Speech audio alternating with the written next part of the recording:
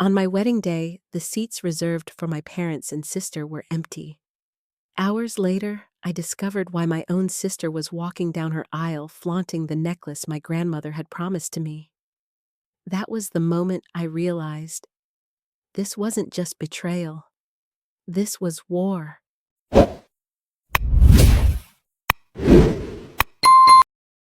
I always believed that family was supposed to be the safest place in the world. That was what I was taught in Sunday school, in the stories my grandmother used to tell, and in the glossy photographs we kept in thick leather albums on the living room shelf. In those photos, we all looked perfect, matching holiday sweaters, posed smiles in front of Christmas trees, birthday cakes with tall candles glowing against our eager faces. But what the photographs didn't show, what they could never reveal, was the hierarchy running through our home, invisible but brutal. My name is Jessica Whitmore, and this is my story. I grew up in a suburban neighborhood in Ohio, in a white clapboard house with blue shutters and a yard big enough for slip-and-slides in the summer. On the outside, my childhood looked ordinary, even blessed. My father, Richard, was an accountant, meticulous and quiet, the kind of man who believed emotions were private weaknesses. My mother, Margaret, was the opposite, warm in public, but sharp at home, her moods shifting like weather you couldn't predict. And then there was Amanda, my younger sister by 2 years.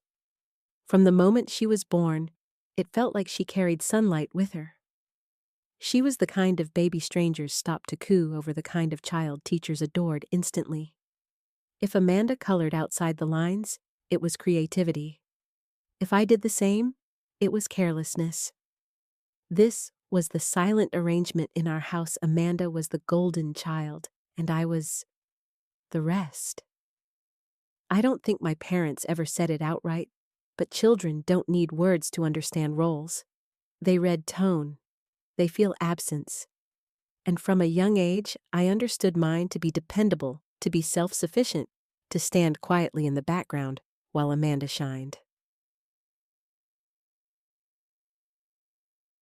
There was one person who disrupted that balance, my grandmother Eleanor. She was my father's mother, a stern woman with steel gray hair pulled into a bun, but her eyes softened whenever she looked at me. She used to tell me, "Jessica, you have an inner light your parents can't see." But I see it. And one day, others will too. It was from her that I learned the power of small acts of recognition. She noticed the poems I wrote in spiral notebooks. She complimented the way I helped her in the garden. And when I was 19, she sat me down at her dining table, opened a velvet box, and revealed the necklace. A delicate chain with a pendant shaped like a teardrop, lined with diamonds. "This is for you," she told me, "for your wedding day. Not because of tradition, but because you will need something to remind you that you matter." I didn't fully understand then, but I felt seen. In that moment, I wasn't the forgotten daughter. I was chosen. High school was when I realized the dynamics at home weren't just in my head. At every play, I acted in my parents' missed performances because Amanda had soccer tournaments. At every award ceremony, they applauded politely, but saved their real enthusiasm for Amanda's cheerleading championships. I remember once I brought home a college acceptance letter, my first choice school, something I had worked tirelessly for. Margaret glanced at it, murmured, "Good job, Jess," and went back to helping Amanda pick out a dress for prom. That night, I lay in bed, letter clutched in my hands, realizing the truth: their love was conditional. Their pride had limits, and I had already hit mine. Psychologically, this shaped me in ways I didn't realize until much later. I became hyper-independent, afraid to rely on anyone. I became a perfectionist, believing if I could just excel enough, maybe they'd finally see me. And yet, no matter what I did, the scales never shifted. The one constant outside my grandmother was Rachel, my best friend since kindergarten. We met under the bleachers where she offered me half her peanut butter sandwich when I forgot my lunch. She was bold, loud, unapologetic. She didn't care about rules or appearances, and most importantly, she cared about me. We swore blood oaths at age 6, promised we'd be each other's family if ours ever failed us. Through middle school heartbreaks, high school parties, college dorm rooms, we stayed bound together. In many ways, Rachel was the sister I wished I had. So when she eventually betrayed me years later, her words cut deeper than even Amanda's actions. But I'll get to that in time. College was where I met Daniel Carter. He was tall, with kind eyes, and a laugh that filled the room. Unlike my father, he wasn't afraid of emotion. Unlike my mother, his warmth wasn't conditional. He saw me, really saw me. I remember the first night we stayed up until sunrise, talking about everything from childhood fears to future dreams. At one point, I confessed, "Sometimes I feel like I'm invisible in my own family." He looked at me serious in a way I hadn't seen before. "Not to me, Jessica. Never to me." It was that certainty, that unshakable presence that anchored me through storms to come. But love doesn't erase family dynamics. If anything, it made them sharper. When Amanda got engaged to her college sweetheart, my parents threw her an engagement party that could have been mistaken for a small wedding. When I got engaged to Daniel a year later, my parents' response was lukewarm at best.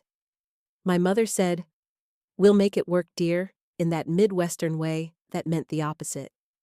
My father sent a thumbs-up emoji 3 days late. Still, I held on to hope.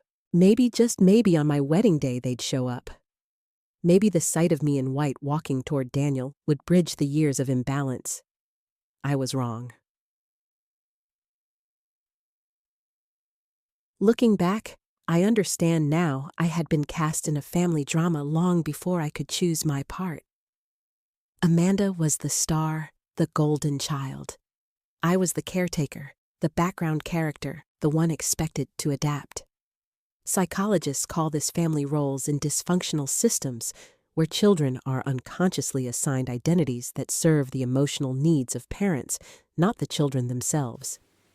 There's the hero, the scapegoat, the mascot, the lost child. I was somewhere between the scapegoat and the lost child, visible only when useful, invisible otherwise. And here's the painful part: when you spend your life in that role, you start to believe it's who you are. If I had been more attuned, I might have seen the signs earlier. The excuses, the missed calls, the way Amanda's engagement events began to overlap with my own. But part of me clung to denial, because admitting the truth that my parents would choose her over me even on my wedding day was too devastating to face. So I went on planning. I picked flowers, tasted cakes, chose music, all while telling myself, they'll come, they have to. But deep down in the quiet corners of my mind, a whisper had already begun. What if they don't? What if it's just you and Daniel? Would that be enough? At the time, I didn't know the answer. So here I am on the cusp of the story. You came for the story of betrayal, silence, and eventual justice. But before I tell you about the wedding day that broke me, you need to know who I was before it happened. A daughter who longed to be seen. A sister overshadowed. A fiancé clinging to hope. Because without that context, you might think the missing chairs at my wedding were just empty seats. But to me, they were decades of absence sharpened into a single moment. And the necklace? Oh, the necklace wasn't just jewelry. It was proof that someone once had chosen me. I used to imagine my wedding day like a scene from a movie: sunlight, pouring in music, swelling at just the right moment, every seat filled with the people who had shaped me. I thought my parents would cry when they saw me in white, that Amanda might even squeeze my hand and whisper she was proud of me, that Rachel would stand at my side as maid of honor, like we had planned when we were kids. But reality has a way of rewriting scripts you thought were yours. The morning of my wedding, the sky was clear, almost impossibly blue. The venue was an old brick conservatory, its glass ceiling arching above like a cathedral made of light. I remember stepping inside and thinking, this is it. This is the beginning of everything. The string quartet rehearsed quietly strains of At Last drifting through the air. Staff bustled with trays of champagne flowers spilling from tall vases, sunlight scattering across the aisle like confetti. Everything looked perfect, almost cinematic, except for the chairs. 4 neat rows on the left side programs, tied with twine napkins, folded like unopened letters. Each seat marked reserved, each seat empty. That emptiness shouted louder than the music.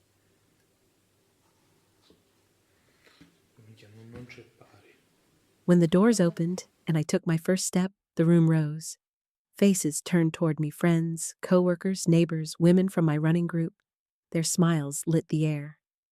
Daniel stood at the end of the aisle, eyes wet, looking at me as if I were both a surprise and a promise. I should have drowned in that love. I tried. But the empty chairs had a language of their own, and I was fluent in it. Every step whispered, they're not here. They chose not to be here. My veil trembled with my breath. My bouquet felt heavier than it should. I tried to memorize the details, the lemon slice in my glass earlier, the ache in my cheeks, from smiling the warmth of Daniel's gaze. I tried to etch them into memory so they wouldn't be stolen by the silence echoing beside me. The officiant's voice was steady, kind. Daniel squeezed my fingers, mouthed, breathe with me. I did. I promised forever with a voice that only cracked once, not from doubt in him, never him, but from the weight of absence pressing against my ribs. In another part of town, my family was gathered. Glasses raised, toasts delivered. My mother probably smoothed her dress. My father cleared his throat in that half laugh of his, Amanda glowing in white under chandeliers. They were celebrating, just not me. After the kiss petals rained down, applause thundered. Cocktail hour spilled into the gardens, laughter weaving through the air like music. My college roommate Jess hugged me tight. Children ran circles around my dress, and for a few blessed moments I felt like joy could outshout grief. But grief is persistent. At dinner, long tables stretched across the conservatory, candles, flickering lemon risotto and chicken piccata perfuming the air. Daniel's best man told a ridiculous story about him trying to fix a garbage disposal with a whisk and a prayer. Everyone laughed so hard we had to pause the meal. I laughed too. I let the warmth of my chosen family pour into the hollow space left by the one who hadn't shown up. But hollowness has sharp edges. It cut each time someone asked carefully, "Will your mom be here later?" I lied. I smiled. They got stuck in travel, and that smile felt like a bruise. We had agreed today belonged to us. No phones, no distractions, just us.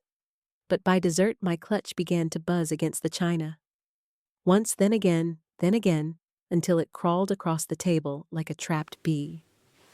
52 missed calls, all from my mother. The number glared at me like an alarm. My breath caught. The sound of the reception blurred, thinning into static. Daniel was busy corralling his college friends into another toast, his laughter rising above the din. I slipped away through the side doors into the garden heels, crunching gravel. Lanterns swayed overhead, glowing like fireflies. I pressed play on the first voicemail. "Jessica, it's your mother. You need to help us.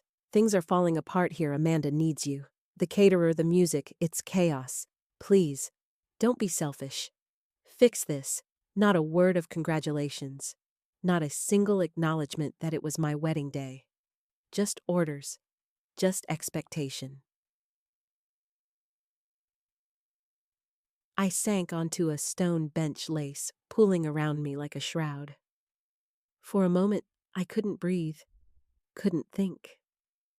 My own parents hadn't come to witness my vows, but they wanted me to rescue Amanda's party. It wasn't just absence anymore. It was theft. And then came the photo. Lauren, my cousin and reluctant ally, sent it quietly. Amanda in her wedding dress, smiling, draped in my grandmother's necklace. The one promised to me. The one my mother told me was damaged. The sight of it stole the air from my lungs. My body felt rooted to the gravel. Tears blurred the screen. That necklace wasn't just jewelry. It was every birthday overshadowed, every award ignored, every choice dismissed. It was my inheritance, my recognition. And it had been handed to Amanda without a blink. Looking back, I recognized the psychology at play. Families like mine often rely on gaslighting, a subtle rewriting of reality. They told me the necklace was damaged. They told me Amanda needed it more. They told me I was selfish for wanting acknowledgement, and for years I believed them. I doubted my own memory, my own worth. But sitting there in my wedding dress, phone buzzing with voicemails demanding I fix someone else's chaos, the truth crystallized. I had been cast as the family scapegoat, and they had no intention of rewriting the script. So maybe I had to write my own.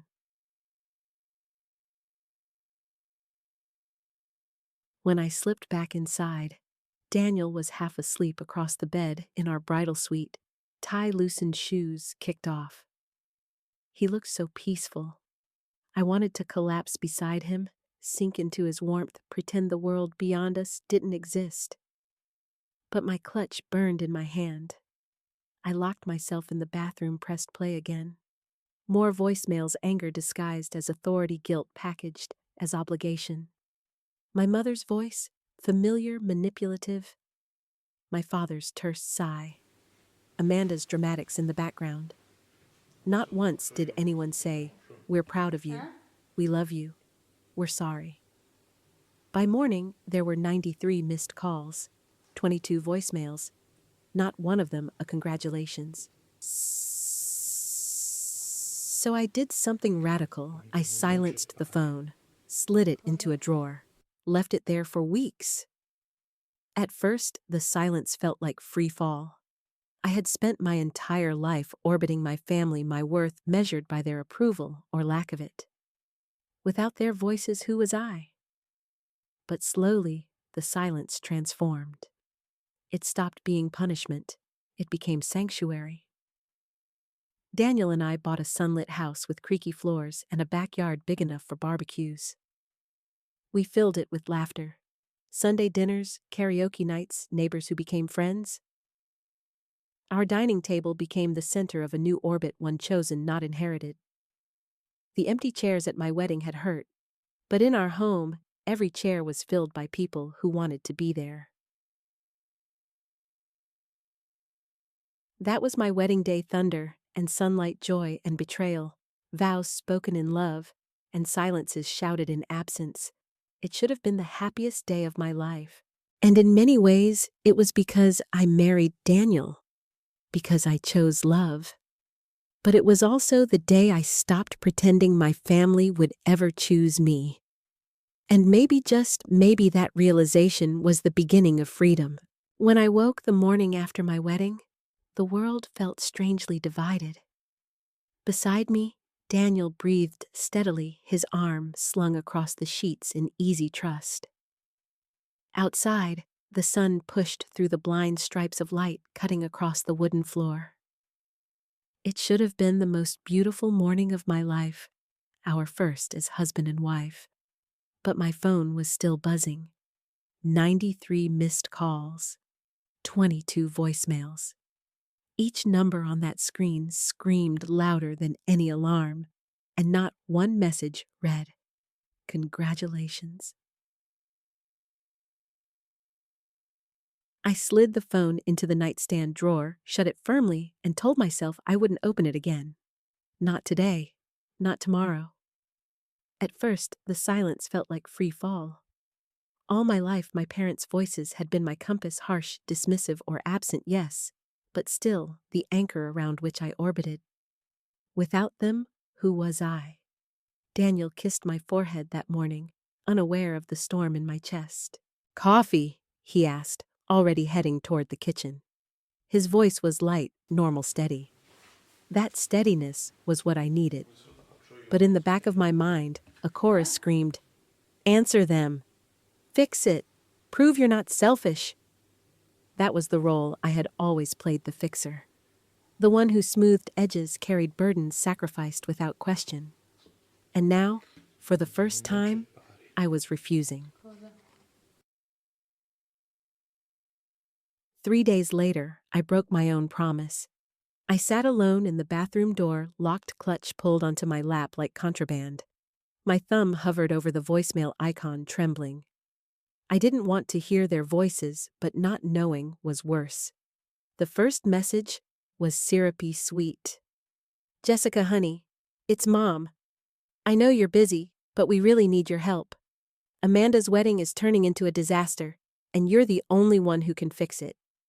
You've always been the responsible one. Call me back. Responsible one. Not beloved, not cherished, just useful." The next message was harsher. "This is childish, Jess. You embarrassed your sister, embarrassed us. Grow up and stop making everything about you. Call your mother back." I flinched at my father's clipped tone. It was the same voice he used when I'd forgotten to unload the dishwasher as a kid, when I'd dared to argue with Amanda, when I'd asked for recognition that never came. Message after message blurred together, demands, guilt, accusations. "Why are you doing this to your sister? Don't be dramatic. Think of the family." Not one said, "How was your wedding day?" It was Lauren, my cousin, who finally broke the pattern. Her call came late at night when the house was quiet, Daniel asleep in the next room. Her voice was soft, conspiratorial. "Jess, I'm sorry. I shouldn't be the one telling you this, but I can't let you live in the dark." My heart pounded. She told me about the necklace, how Amanda had worn it proudly at her engagement party, how my mother had dismissed my questions about it being damaged. She told me about the will, how our grandmother had written my name clearly, unmistakably, on that inheritance. And then she sent me the photo. Amanda's smiling necklace glinting under the lights, my parents beaming beside her, as if it had always belonged to her. It felt like my chest split open. To outsiders, it was just a necklace. Diamonds, gold, family heirloom. Nice, but not world-shattering. To me, it was everything. It was the promise my grandmother had whispered at 19. "You matter. You will always matter." It was proof that even if my parents couldn't see me, someone had. Someone believed I deserved something beautiful, something lasting. And now, it was stolen. Psychologically, this is what trauma experts call a symbolic wound. When betrayal isn't about the object itself, but what the object represents. The necklace wasn't just metal and stone. It was identity. It was validation. It was belonging. Losing it wasn't losing jewelry. It was losing the only proof I had ever been chosen. When I finally told Daniel, he didn't interrupt. He didn't try to solve it or minimize it. He sat across from me at our dining table, listening as I spilled everything, every voicemail, every photo, every ache. His hand found mine, steady, warm. "They don't get to define you anymore," he said quietly. But the truth was, part of me still wanted them to. Part of me still longed for my mother's approval, my father's pride, Amanda's acknowledgement. That's the cruelest part of toxic family systems. Even when you know you're being harmed, some part of you still reaches for love. So, gaslighting is a term often thrown around casually.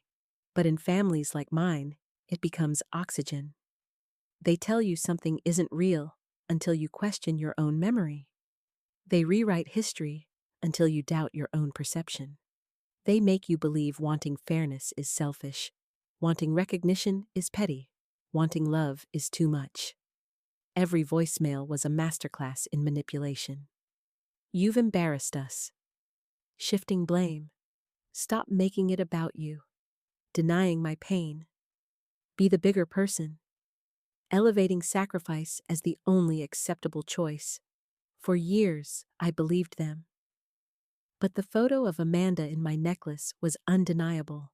Proof that my memory was right, that my instincts were right, that my grandmother's love had been real. For the first time, they couldn't gaslight me out of the truth. Weeks turned into months. I didn't answer their calls. I didn't return their messages.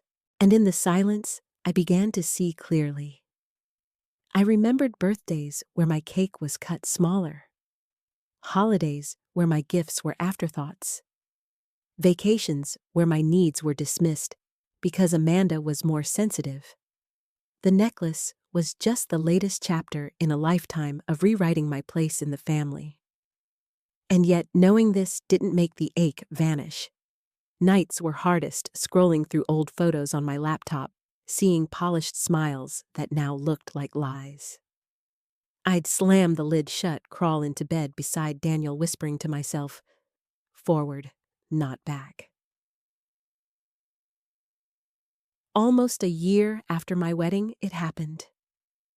I was sorting through files in our home office when Lauren's name lit up my inbox. Subject line: "Thought you'd want to see this." Attached was a PDF scanned estate documents, my grandmother's will, my mother's signature on a release form, high-resolution photos of Amanda flaunting the necklace at her engagement party. For the first time, I wasn't just a daughter begging for recognition. I was a woman holding proof. Leverage.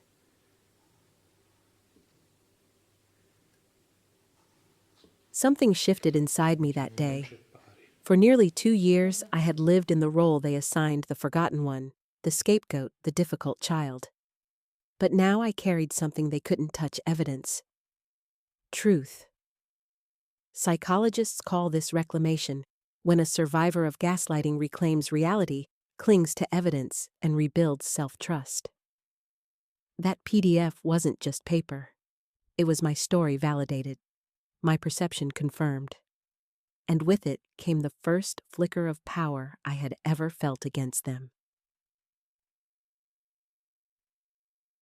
That night, I told Daniel everything. I showed him the documents, the photos, the release form. He read them once, then again, his jaw tightening, his eyes sharp. "This isn't just about a necklace," he said. "This is about them rewriting who you are, and you don't have to let them anymore." His words landed deep. For years, I had thought the only way to survive was to endure, to shrink, to accept. But maybe survival wasn't enough anymore. Maybe it was time to fight back, not with screaming or pleading, but with clarity, with truth. The voicemails still sat in my phone. The necklace still rested against Amanda's skin. My parents still spun their narrative to anyone who would listen. But I was no longer defenseless. I had evidence. I had Daniel. I had the quiet conviction that my grandmother's voice still echoed through that velvet box. "This is for you. It was always for you." And maybe, just maybe, I was ready to stop being the forgotten daughter. Silence used to terrify me. Growing up, silence meant punishment. It meant my mother's cold shoulder after she decided I'd embarrassed her. It meant my father's clipped humph after I tried to argue my case. It meant Amanda's dramatic sighs when I didn't bend quickly enough to her needs. Silence in our house was never peace, it was a weapon. So when I first slid my buzzing phone into that drawer after my wedding and shut it tight, the absence of noise felt unbearable. The silence was deafening. But over time, something remarkable happened. That silence, once punishment, became my salvation. The first week, my body rebelled. I woke each morning with my heart racing, reaching instinctively for the drawer. What if something terrible had happened? What if my father was in the hospital? What if my mother had collapsed? That's how guilt conditioning works. You're trained to believe that ignoring them is cruelty, while their neglect of you is normal. Daniel noticed my restlessness. "It's okay," he'd say, sliding a mug of coffee toward me, his thumb brushing mine. "You don't owe them your mornings." But the compulsion lingered. I hovered near the drawer like it was a landmine. By the end of week 1, I cracked. I opened the phone just long enough to watch the missed calls pile up 37 more a dozen voicemails. Each one a digital finger wagging in my face. I didn't listen. I shut the drawer again. But the weight of those red numbers followed me all day like ghosts. The first month was the hardest. At night, I'd lie awake beside Daniel, his breath, even the clock ticking steady. And I'd imagine the phone lighting up in the drawer unseen. I'd imagine Amanda crying, Margaret accusing Richard, seething. I'd imagine stories being told about me to distant relatives, each narrative painting me as selfish, dramatic, cruel. Silence breeds imagination, and imagination can be merciless. I journaled obsessively, pouring fears onto paper. What if they're right? What if I really am selfish? What if I've overreacted? And then, almost as if my grandmother's voice surfaced through memory, I'd hear, "You matter." It became a mantra, a shield.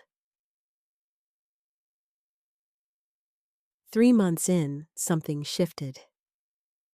Daniel and I closed on a little sunlit house with creaky wooden floors and a backyard big enough for barbecues. The kind of place where laughter could spill out the windows and neighbors could wave from porches. I decorated slowly, carefully, not with the perfectionism Margaret demanded, but with warmth, mismatched mugs on open shelves, secondhand armchairs softened by age, photo frames filled with friends who had chosen us. Our dining table became the heart of it all. Sunday dinners with friends who brought casseroles, Tuesday nights with coworkers belting karaoke in our living room, kids running barefoot through the yard while we grilled hot dogs.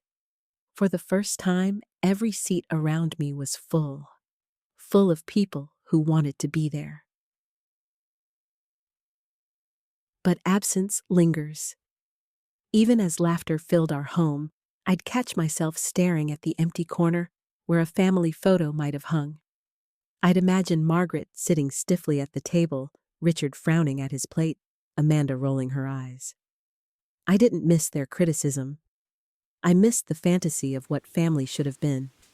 Psychologists call it ambiguous loss, grieving people who are still alive but emotionally absent.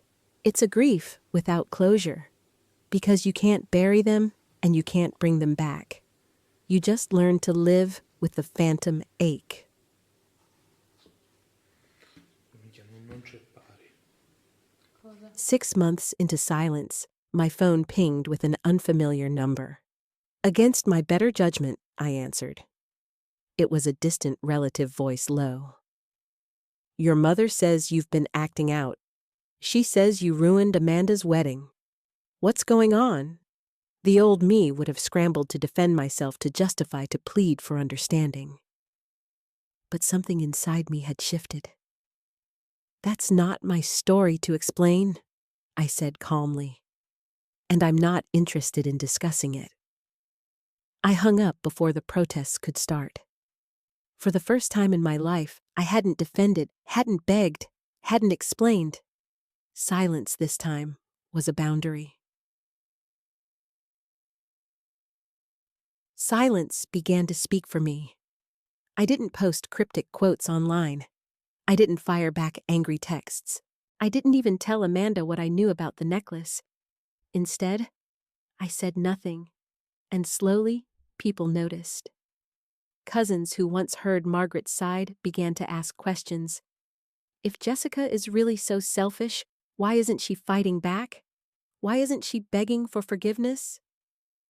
Friends who knew me long before Daniel shook their heads. That doesn't sound like Jess. Silence unsettled them more than shouting ever could. From a psychological lens, silence can be one of the most powerful tools in reclaiming autonomy. In toxic systems, noise is constant demands, accusations, manipulation. Silence disrupts the script. It forces others to sit with their own discomfort. It shifts the power dynamic instead of me scrambling to prove my worth. The burden of explanation fell on them. Margaret couldn't weaponize my words if I gave her none. Richard couldn't twist my tone if I never spoke. Amanda couldn't play the victim if I didn't step into the role of villain. Silence was no longer punishment. It was strategy. Our house grew louder as my family's silence stretched on. We hosted birthdays with confetti cannons in the yard. We strung fairy lights across the fence for summer barbecues. We held potlucks where everyone brought a dish and stayed until midnight music spilling onto the street. Neighbors began referring to us as the house with laughter. Each time I heard it, my chest tightened with both pride and grief. Pride because I had built something real, something joyful. Grief because my childhood home had never been that. No hierarchy, no competition, no golden child. Just people showing up because they wanted to. Still, healing is not linear. Some nights when the house was quiet and Daniel had already fallen asleep, I'd scroll through old photos on my laptop. Holidays, birthdays, vacations. Smiles polished for the camera. I'd feel the old ache rise, whispering, maybe it wasn't so bad. Maybe you exaggerated. Maybe you could fix it if you just tried harder. That's the cruelty of trauma. It disguises itself as nostalgia. But then I'd close the laptop, crawl into bed, and press my face against Daniel's shoulder. Forward, not back, I'd remind myself.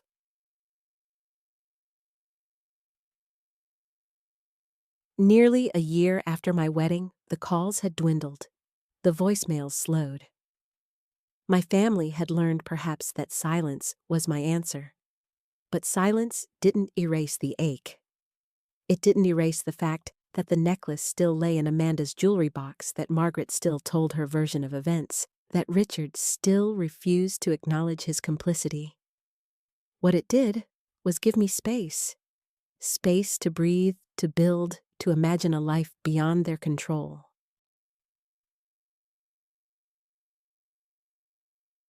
At a dinner party one evening, after too many glasses of wine, my friend Marissa asked gently, "Do you ever think about calling them?" The table fell quiet. I swallowed. Every day. And then I remember what it cost me. "What did it cost you?" she pressed. "Myself." The words landed like a gavel, final and true. Inside, the monologue never stopped. What if you're the problem? What if you're the selfish one? What if silence makes you cruel? But then another voice, quieter but stronger, began to emerge. You deserved better. You still do. And their silence now is not your failure. It's your freedom. The more I sat with silence, the more I realized it wasn't empty at all. It was full of possibility, of boundaries, of choices I finally got to make. When Margaret's voice no longer filled my ears, I could hear my own.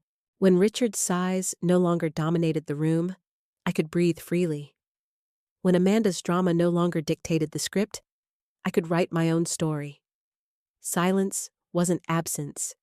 It was presence, my presence.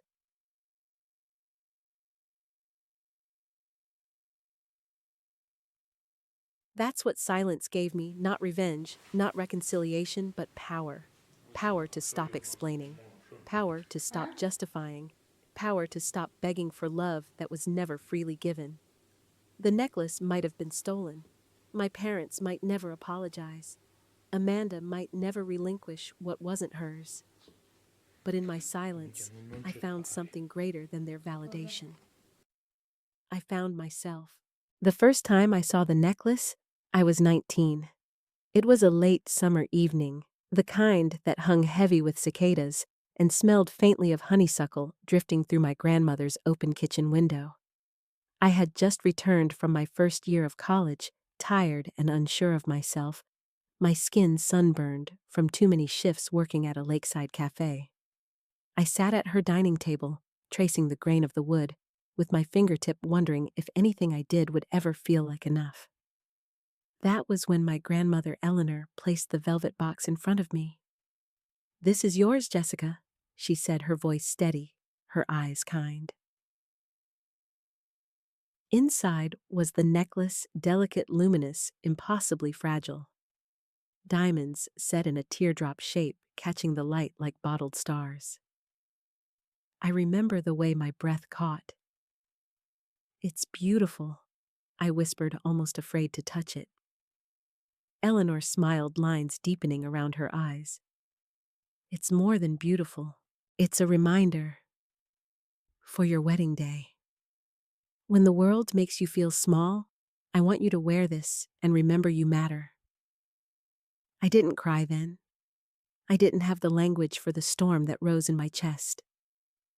But I felt chosen, seen in a way I rarely had been. And so the necklace became more than jewelry. It became an anchor, a symbol that even if my parents overlooked me, even if Amanda outshone me, my grandmother had marked me as worthy.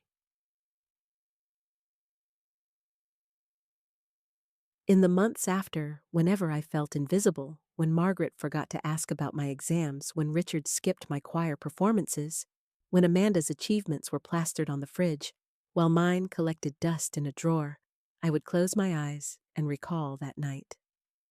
The kitchen light casting a warm glow, Eleanor's firm hand on mine, the velvet box resting between us like a secret pact. Memory became my refuge. Psychologists often say that when children lack external validation, they create memory sanctuaries, moments replayed again and again to survive neglect. For me, the necklace was that sanctuary, the promise that I was not invisible. Years later, as I planned my wedding, I asked Margaret about the necklace. I was nervous, but hopeful, half expecting her to smile and say, "Of course, Jess. Your grandmother wanted this for you." Instead, she waved her hand dismissively. "It's not in good condition anymore. Best not to use it." Her tone was flat casual, like she was discussing an old dish towel. I wanted to protest to remind her of Eleanor's promise, but the words lodged in my throat. Gaslighting works best when it's gentle, when it makes you doubt yourself before you even form the objection.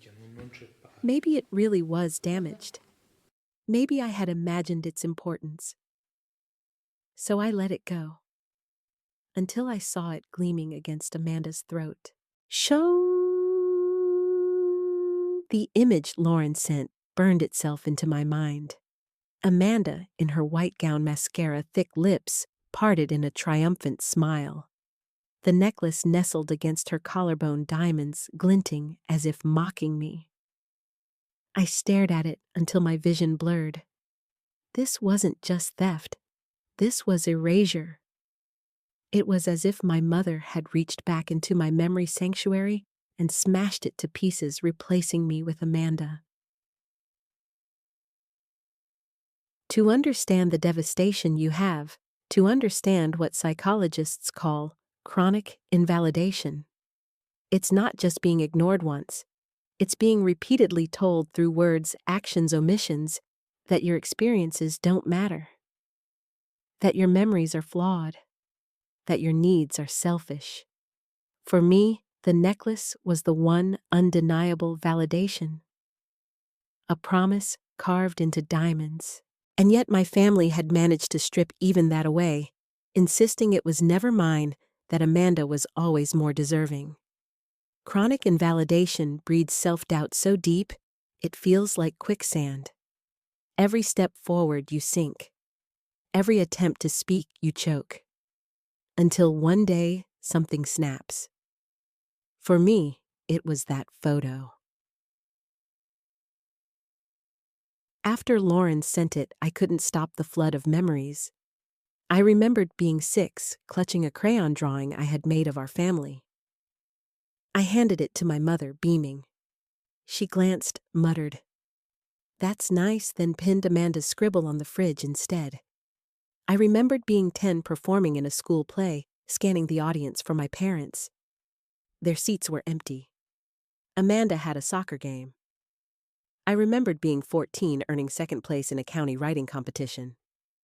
My father flipped through the certificate, shrugged. Not first, though. Each flashback seared me proof that the necklace had been my lifeline, because recognition from them never came. One night, unable to sleep, I stood in front of the mirror wearing a simple chain Daniel had bought me. I imagined the necklace resting there instead, cool metal against my skin, the weight of my grandmother's belief pressing into my collarbone. Tears slid down my cheeks. I whispered to my reflection, "You mattered to her." It felt both like a balm and a wound.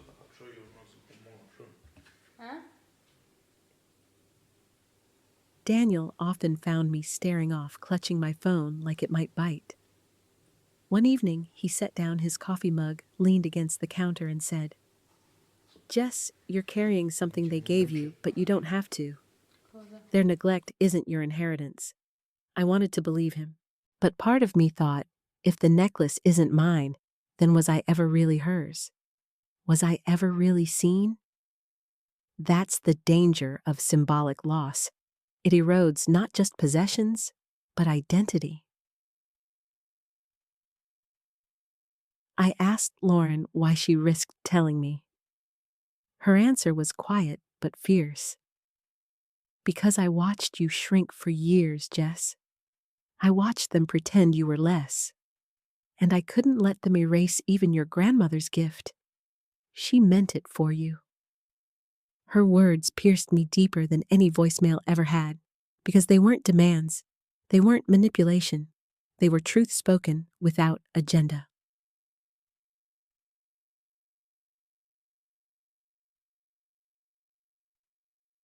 I began to journal about my grandmother. Every story she told, every recipe we cooked together, every moment she made me feel visible. I wrote until my hand cramped, until the memories became too vivid to deny. Writing became my weapon. Memory, my defense. Psychologists call this reframing, using narrative to restore agency after trauma. By writing, I wasn't just remembering, I was reclaiming. The necklace might rest on Amanda's neck for now, but the truth of who it belonged to lived in me.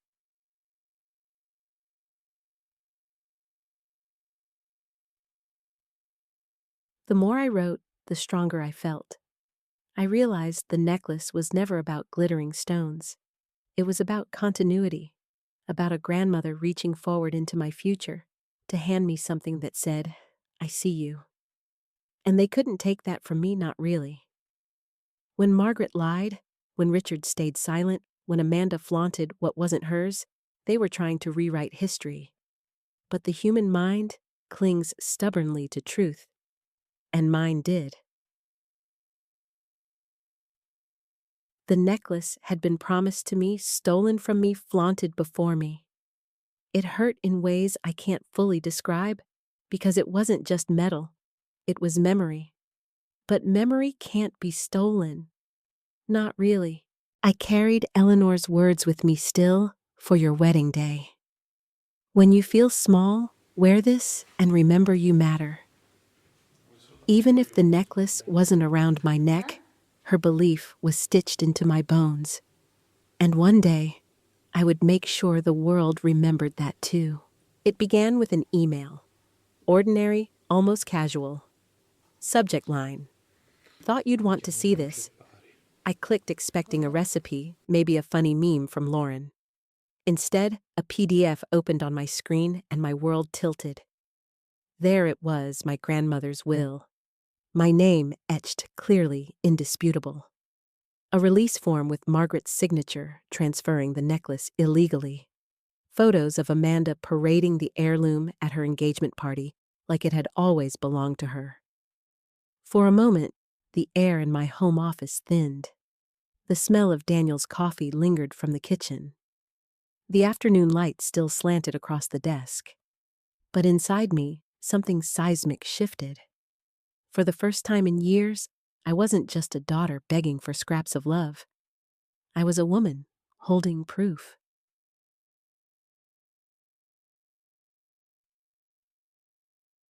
It's hard to describe what that felt like. For so long, I had been trapped in their narrative painted as difficult, dramatic, selfish. Every protest twisted into evidence against me. Every plea mocked as overreaction. But this was undeniable. Proof that Margaret had lied. Proof that Richard had complied. Proof that Amanda had flaunted what was not hers. Psychologists call this moment reclamation, when a survivor of gaslighting finds tangible evidence to reclaim reality. Holding those documents, I felt the first true sense of power I'd ever known. It was like standing in sunlight after years underground. And with that light came clarity. I didn't have to stay the forgotten daughter. That night, I laid everything out on the dining table. The papers, the photos, the evidence that confirmed what I'd known in my bones, but had never been able to prove. Daniel listened in silence, his jaw tightening as his eyes moved from page to page. When he finally looked up, his voice was steady, but sharp. Jess, this isn't just about a necklace. This is about them rewriting who you are, and you don't have to let them anymore. I swallowed hard. What if fighting back makes me like them? He shook his head. No, they lie. They manipulate. Fighting back with the truth isn't becoming them, it's becoming free. His words hit me deep. I realized I'd spent years equating resistance with cruelty. That's what Margaret had taught me: silence your needs, or you'll be called selfish. But Daniel was right. Fighting with honesty wasn't cruelty. It was justice. Still, clarity didn't erase fear. For weeks, I lay awake staring at the ceiling. What would it mean to act?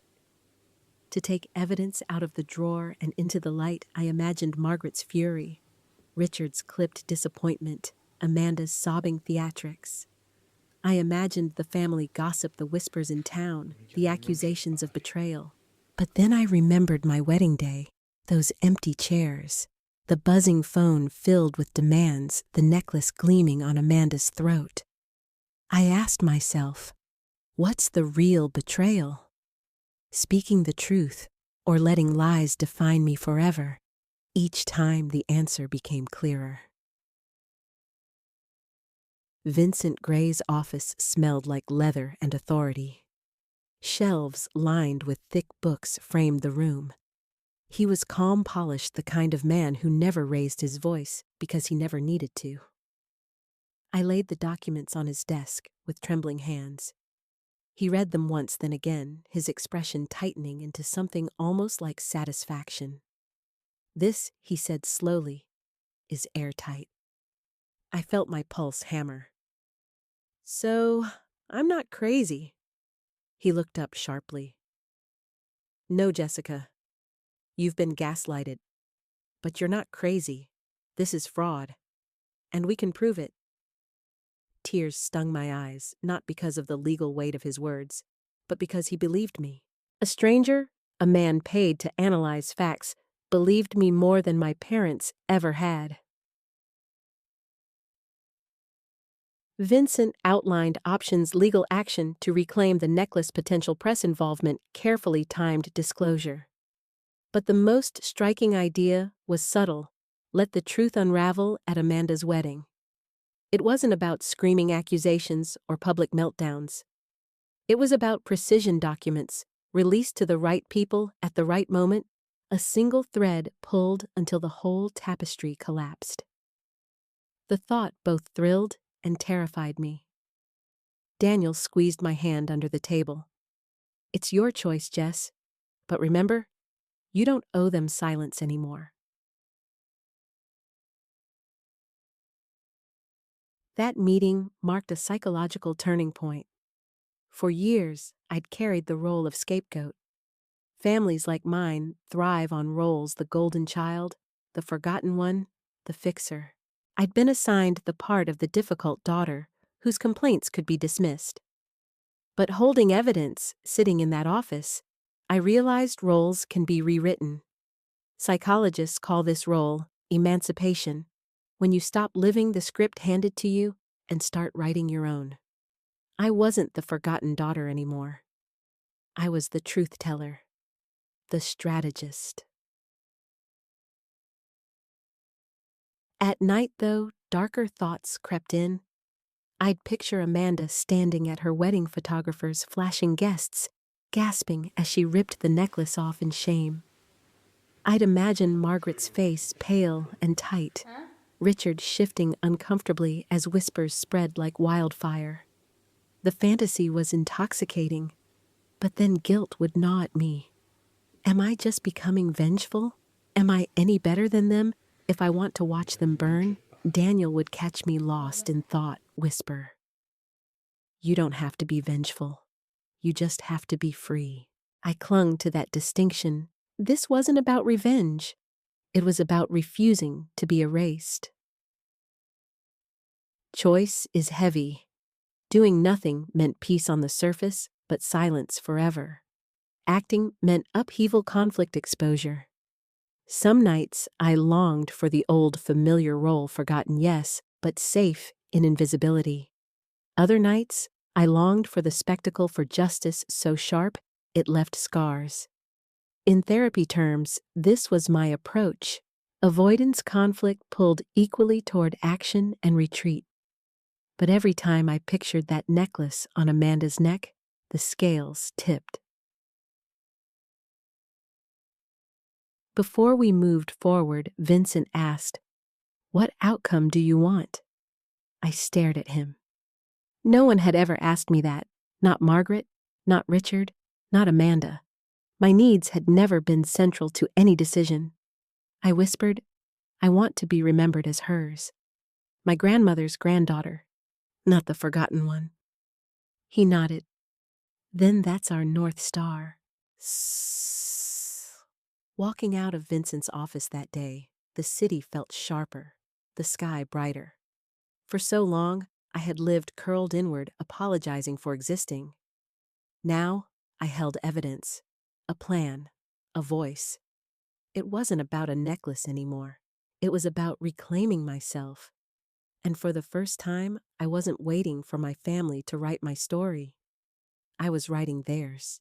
It was strange how quiet my house felt in the days leading up to Amanda's wedding. Not the kind of quiet that comes from peace, but the taut silence before a storm. Every night, I lay awake listening to the hum of the refrigerator, the faint creak of the floorboards, my heart pounding, as if it already knew what was about to unfold. I had chosen this path, chosen to act, to fight, to reveal. But knowing what was right didn't stop the tremors in my body. This was no longer just about a necklace.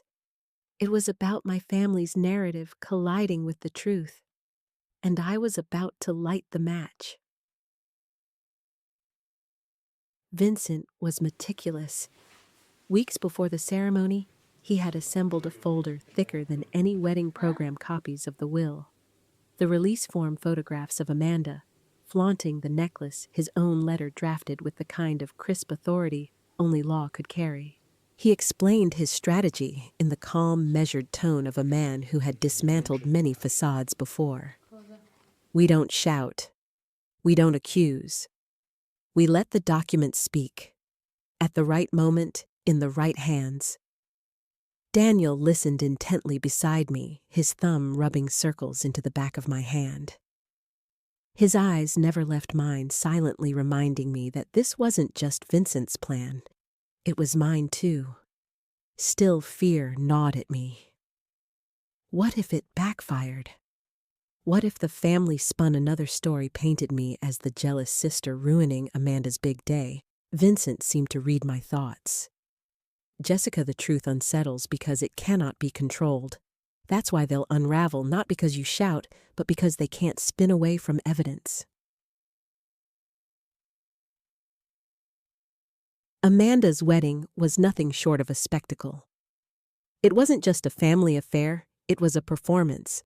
The kind that splashed across glossy magazines, the kind her new in-laws from Europe expected, the kind Margaret had always dreamed of orchestrating.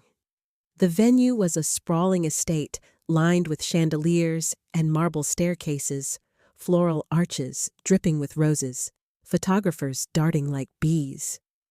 Guests arrived in designer gowns and tailored suits, each one part of the carefully curated tableau. And at the center of it all, Amanda glowed in silk, the necklace blazing against her throat. For a brief, piercing moment, I couldn't breathe. Seeing it there, what was promised to me, what my grandmother had pressed into my hands in love, felt like being set on fire all over again. But then I remembered they thought they owned the narrative. They didn't know the ground beneath them was already cracking.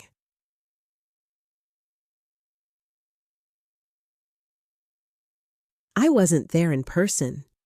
That was part of the plan. My absence had always been their weapon proof of my supposed pettiness, my supposed jealousy. Now it became my shield. From my desk at home, I sat with the folder spread before me, my phone buzzing as messages trickled in from Lauren and even Vincent's assistant. Each ping was a step closer to detonation. The minutes dragged like hours.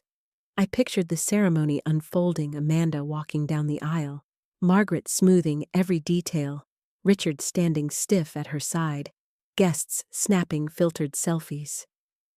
I wasn't in the room, but I could feel the tension crackling like static in the air. It happened during the photos. Amanda had just finished posing on the grand staircase, photographers capturing every angle, the necklace gleaming like a crown jewel. Guests clapped, champagne glasses raised, laughter echoing. Then Vincent approached. Calm, composed, as though delivering nothing more dramatic than a contract for signature. He placed the release form on the table, Margaret's signature glaring from the page, and handed the planner a crisp letter. Lauren's text came seconds later. It's happening. She's seen the documents. I closed my eyes. My pulse thundered in my ears. When I opened them again, another message blinked on my screen. She's tearing off the necklace. The unraveling was immediate. Photographers packed their bags, muttering about complications. The wedding planner pulled Amanda aside, trying to calm her as she ripped the necklace from her throat, mascara running in streaks.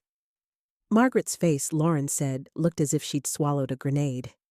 Richard muttered about lawyers, but even he knew the documents were airtight. Guests whispered, phones buzzed, social media hummed with filtered selfies captioned cryptically, "Drama behind the scenes at the Whitmore Hayes wedding." One photo went viral, Amanda storming down the hall, bare neckline stark under her heavy gown. Beneath it, comments piled up. "Where's the heirloom necklace she's been bragging about for months? Didn't it belong to her sister?" The whispers became louder than any denial. I leaned back in my chair, staring at the ceiling as the texts flooded in. Part of me wanted to laugh, part of me wanted to cry, part of me just sat in stunned silence. This wasn't a triumphal cheer. It wasn't vengeance shouted in their faces. It was quieter, sharper surgical. For years, they had stolen my voice. Now their silence screamed louder than mine ever could. Social psychologists often talk about the fragility of facades. Families like mine rely on image management, polished smiles, curated stories, public perfection. But when one crack forms, it spreads like a fracture in glass. The necklace wasn't just jewelry. It was the cornerstone of their story, Amanda, as the cherished daughter Margaret, as the doting mother Richard, as the respectable patriarch. By exposing the truth, I hadn't just reclaimed an heirloom. I had dismantled the architecture of their performance. My phone buzzed nonstop that night. Dozens of missed calls, frantic texts, numbers I didn't recognize. I didn't answer. The last voicemail was from Richard, his voice tight with anger disguised as authority. "Jessica, this is childish. You've humiliated your sister. You've embarrassed this family. Call your mother back. Do the right thing." But I had already done the right thing. By morning, the fallout was everywhere. Boutique collaborations quietly dropped Amanda. Socialites who once courted Margaret now avoided her. Richard's name disappeared from gala committees. Through it all, I said nothing. I didn't gloat. I didn't post cryptic messages. I didn't even respond to Lauren's breathless updates. My silence was my answer. Weeks later, a package arrived at my doorstep. Inside was the velvet box. The necklace lay nestled in silk, delicate and gleaming like it had been waiting all this time. My grandmother's words came back to me. "This is for your wedding day, Jessica. It's yours." I touched the pendant with trembling fingers. Not to wear it, at least not yet, but to feel the weight of what it represented. Proof that I had mattered to her. Proof that I had been chosen even when my family refused to see it. Daniel stood in the doorway, drying his hands on a towel. "It's over," he said softly. But inside, I knew it wasn't just over. It was transformed. Amanda's wedding had been meant as the crowning jewel of Margaret's narrative, a performance of perfection. Instead, it became the stage for their unraveling. I hadn't raised my voice. I hadn't stormed into the room. I had simply let the truth speak, and it had been louder than any scream. And in that silence, I found something greater than revenge. I found my freedom. The weeks after Amanda's wedding felt like stepping out of a storm into air that was finally still. For months, my life had been consumed by documents, strategies, fear, and anticipation. Now the noise had quieted. The necklace lay safely in its velvet box. My phone, once vibrating with demands, sat mostly silent. The world outside still whispered about the Whitmore Hayes wedding disaster, but inside my own home there was peace. And yet peace is never simple, because after the confrontation, the hardest work began.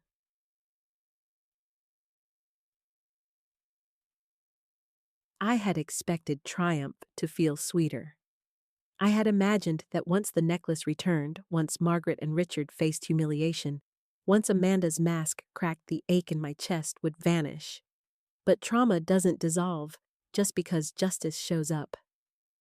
I still woke at 3 a.m., heart-pounding ears ringing with phantom echoes of my father's voice.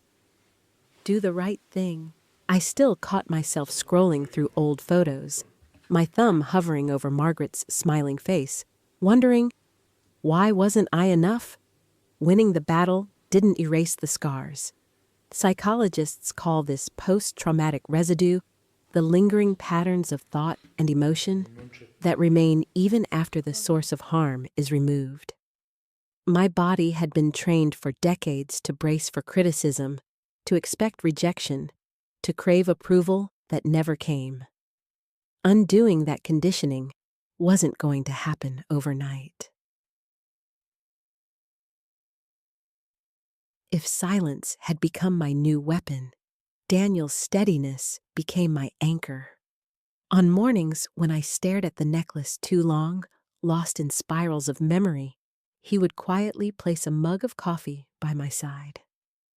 On nights when I bolted awake trembling, he would wrap an arm around me and whisper, "You're safe, Jess. You're here, not there." One evening, I confessed I thought getting it back would make me feel whole again. But I don't. I still feel broken. Daniel tilted his head, studying me with gentle eyes. Maybe wholeness isn't about what you get back. Maybe it's about what you build moving forward. It wasn't a magic cure, but it planted a seed. For the first time in my life, I went to therapy. Sitting across from Dr. Reynolds, a woman with kind eyes and a desk cluttered with succulents, I spilled pieces of myself I had long hidden. The gaslighting, the favoritism, the necklace, the wedding, the silence. She listened without flinching, without rushing to fix me. Then she said, "Jessica, you've spent your life in survival mode. Survival is powerful, but it's not the same as living." Her words cut deep. Together, we worked through concepts like boundaries, something foreign to me raised in a house where my needs were seen as inconveniences. We practiced reframing intrusive thoughts. When my mind whispered, "You're selfish," I learned to respond, "I am allowed to take up space."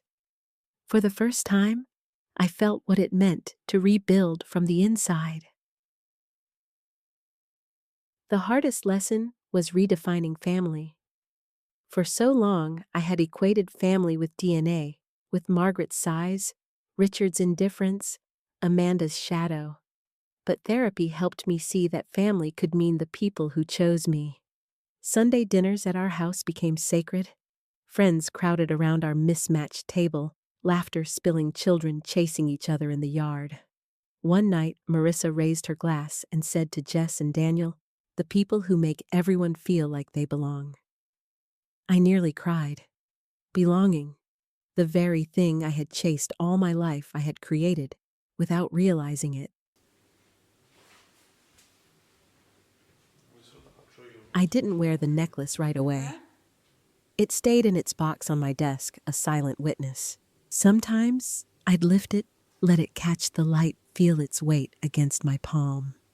At first, it still carried pain, a reminder of battles fought, wounds inflicted. But slowly, it began to shift. It wasn't just proof of betrayal anymore. It became proof of resilience. I realized my grandmother hadn't given it to me because she thought I needed jewelry. She had given it to me because she saw the storm I lived in, and she wanted me to have something permanent, something indestructible.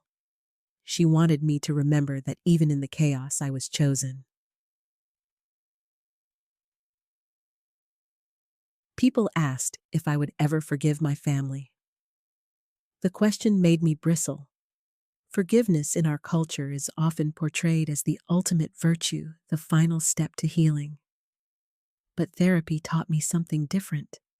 Forgiveness is optional. Boundaries are not. I realized I didn't need to forgive Margaret's lies, Richard's silence, Amanda's theft. What I needed was to set boundaries that kept me safe. That meant not answering their calls. That meant not explaining myself to relatives. That meant letting their social downfall unfold without my interference. Forgiveness might come someday, or it might not. But boundaries, those were non-negotiable. Still, grief lingered. I grieved the family I wished I had. the parents who might have celebrated my wedding, the sister who might have stood proudly beside me, the childhood where I might have felt seen. This grief was ambiguous, mourning people who were still alive. It was messy, without rituals or closure, but it was real. Some nights I lit a candle and whispered to the girl I used to be, "I'm sorry you didn't get the love you deserved, but I see you now." And in those moments, healing felt less like a finish line and more like a quiet promise to myself.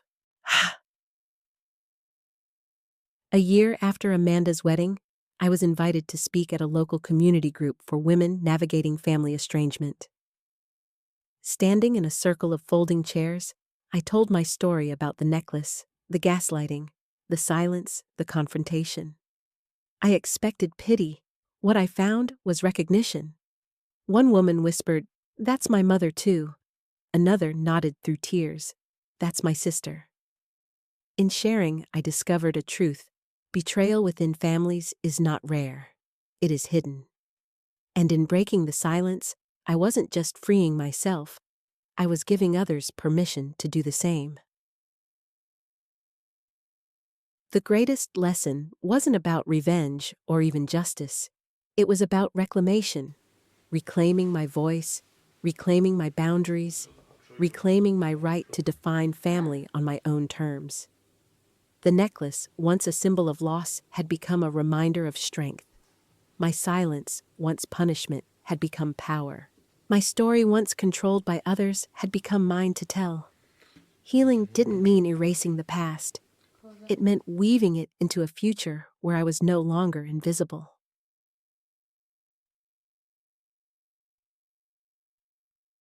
One rainy evening, I finally clasped the necklace around my neck. Daniel and I were heading to a small dinner with friends. As the cool metal settled against my skin, I caught my reflection in the mirror. Not the forgotten daughter. Not the scapegoat. Not the jealous sister. A woman steady on her feet, shoulders back, eyes clear. For years, I had been haunted by the silence of empty chairs, the sting of absence, the ache of betrayal. Now, silence had become sanctuary, and betrayal had become the soil from which resilience grew. The lesson at last was simple. I was never invisible. I was never replaceable. I was never small. And I would never again let anyone convince me otherwise.